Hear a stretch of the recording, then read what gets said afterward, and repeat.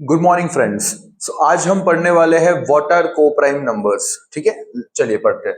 So let's say there are two numbers 4 and 9।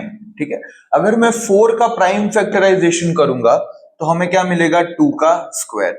अगर मैं 9 का प्राइम फैक्टराइजेशन करूंगा तो मुझे मिलेगा 3 का square. And if I tell you to find HCF of 4 and 9, 4 और 9 का HCF क्या आएगा? तो can you tell me? Yes, तो उसका आंसर क्या आएगा? 1।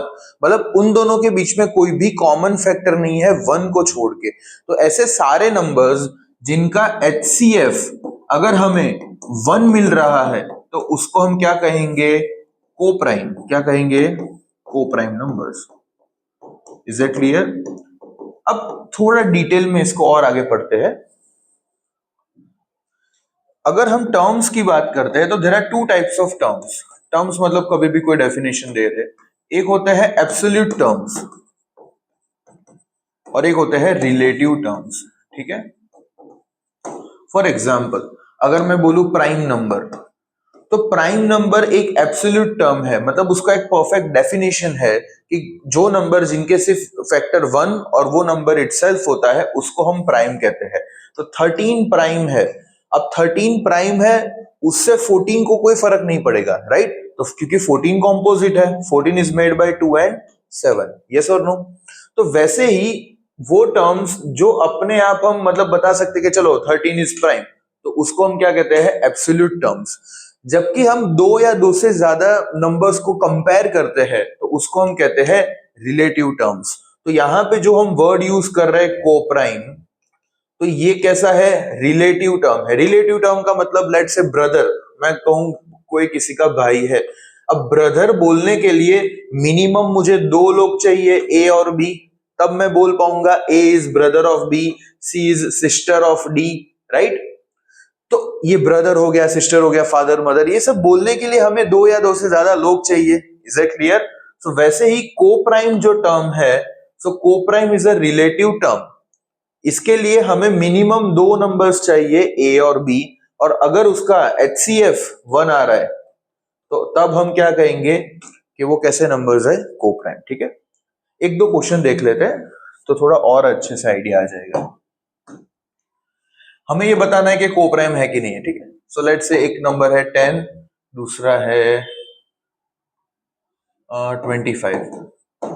तो अगर मैं 10 को लिखूंगा प्राइम फैक्टराइज करके तो ये हो जाएगा 2 इंटू 5, और अगर मैं 25 को लिखूंगा तो ये हो जाएगा 5 का स्क्वायर। अगर इसका हम HCF फाइंड करेंगे जो हमने प्रीवियस क्लासेस में पढ़ा है, तो HCF कैसे मिलेगा? सो दोनों का जो कॉमन बेस है उसमें लोएस्ट पावर, तो कॉमन बेस इज 5, उसका लोएस्ट पावर है 1। तो यहां पे HCF हमारा 5 आ रहा है, so therefore they are not coprime. Coprime नहीं है। ठीक है, इज इट क्लियर? आगे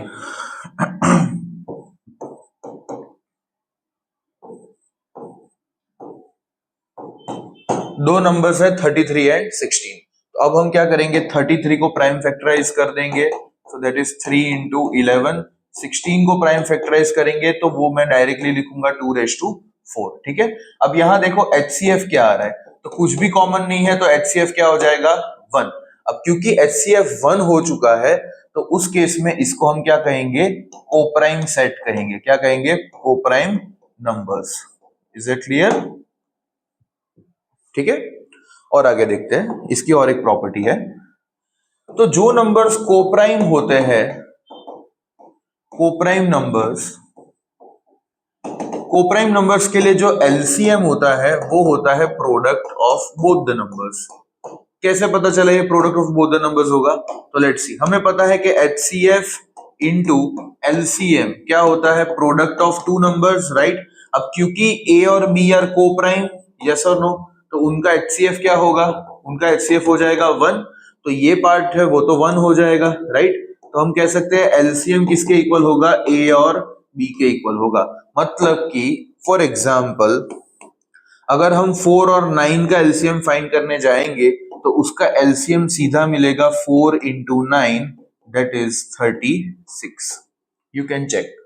कि 4 और 9 का लोएस्ट कॉमन मल्टीपल है वो 36 आएगा, बिकॉज इसका HCF क्या है, 1 है. So these are the coprime numbers.